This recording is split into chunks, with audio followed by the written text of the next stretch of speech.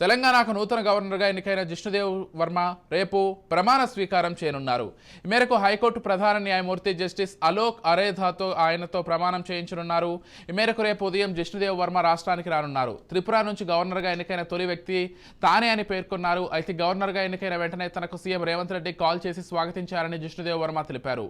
మోదీ ఆదేశాల మేరకు ఎలాంటి బాధ్యత ఇచ్చినా సక్రమంగా చేపడతానని తెలిపారు.